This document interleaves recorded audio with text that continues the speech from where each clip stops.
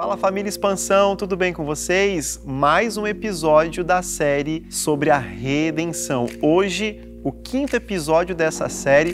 Para mim é um prazer continuar com vocês aqui aprendendo um pouco mais sobre a redenção. E hoje o nosso assunto ele é localizado em Lucas capítulo de número 2, que é o nascimento de Jesus. O nascimento de Jesus faz parte desta história da redenção.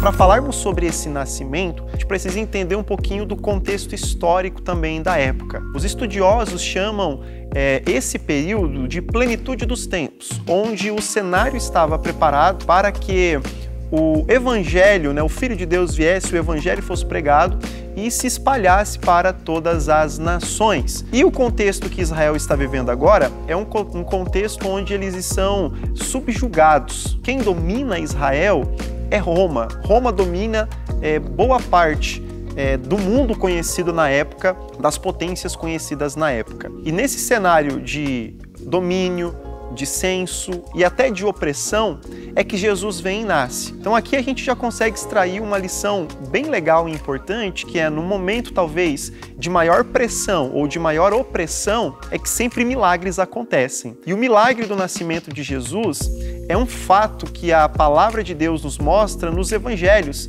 que ele nasce de maneira virginal e você conhece a história. Não vou entrar nestes detalhes, mas o nascimento de Jesus, ele é crucial para que a redenção aconteça. Sem o nascimento, não haveria a morte e a ressurreição de Cristo, correto? Então o nascimento é tão importante quanto a morte de Cristo. Ele nasce nesse contexto histórico, social, político e também religioso, e ele cresce nesse contexto e começa a demonstrar para que ele venha ao mundo. Ele é o Messias de Deus, ele é o Cristo, ele é o Salvador, o prometido, aquele que Isaías profetizou que um menino nasceria, e ele nasce nesse contexto, ele nasce em Belém, numa manjedoura. Seu nascimento, ele é envolto em humildade e simplicidade. Aqui nós vemos aquilo que Paulo fala aos filipenses.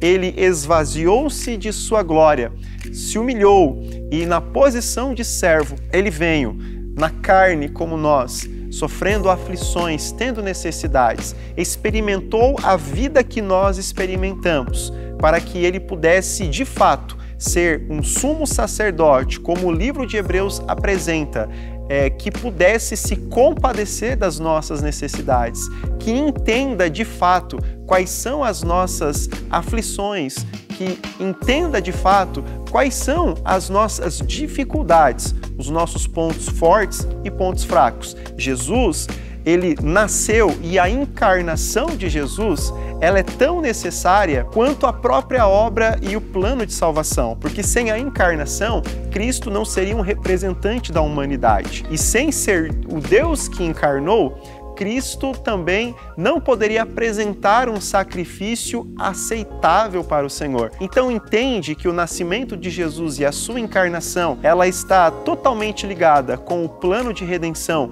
com a necessidade do homem de vencer o pecado, de ser liberto desse senhor opressor que é o pecado e de apresentar uma oferta, o próprio homem apresentar uma oferta a Deus que satisfaça ao Senhor. Então entenda que a encarnação de Jesus foi necessária e o nascimento de Jesus é esse marco que, de fato, divide a história humana. Hoje nós temos um calendário antes de Cristo e depois de Cristo. Só que Cristo não divide a história apenas no calendário, ou ele não divide a história humana somente como um fato histórico. Ele divide, de fato, a história humana porque ele é decisivo na obra de salvação, trazendo a nós condições e capacidades de vivermos uma vida eterna. É a sua vida aqui na terra, perfeita, agradável, sem pecado, que nos dá condição de sermos feitos justos por sua justiça. É a sua vida de santidade que nos dá a condição de sermos santos, porque a sua santidade é colocada sobre nós.